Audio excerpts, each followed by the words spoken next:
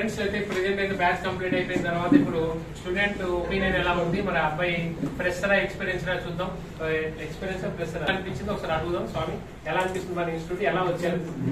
వేరే ఇన్స్టిట్యూట్ కూడా చూసిన. ఓకే, కొన్ని ఇన్స్టిట్యూట్ లో డెమో క్లాస్ కూడా అయినా. ఓకే, ఇక్కడ వచ్చి ఫస్ట్ చూసిన తర్వాత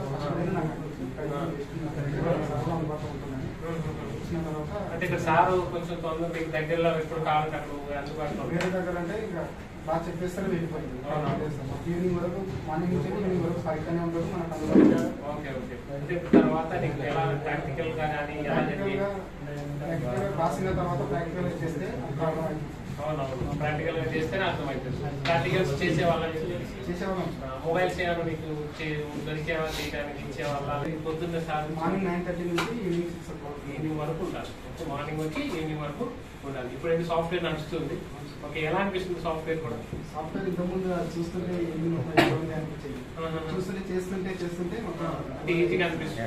అంటే సాఫ్ట్వేర్ కూడా ఈజీ మెథడే, హార్డ్వేర్ హార్డ్ ఏం కాదు. ఓకే, అది మన ఇన్స్టిట్యూట్ ఇప్పుడైతే మన ఇన్స్టిట్యూట్ ఎవరైనా కొత్త పిల్లలకి రిఫరెన్స్ చేయగలరు.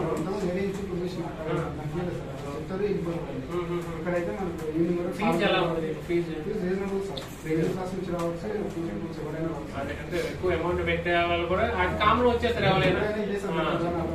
అదే ఎక్కడికి వచ్చినా ఇదే సబ్జెక్ట్ చెప్తారు. Right, thank you.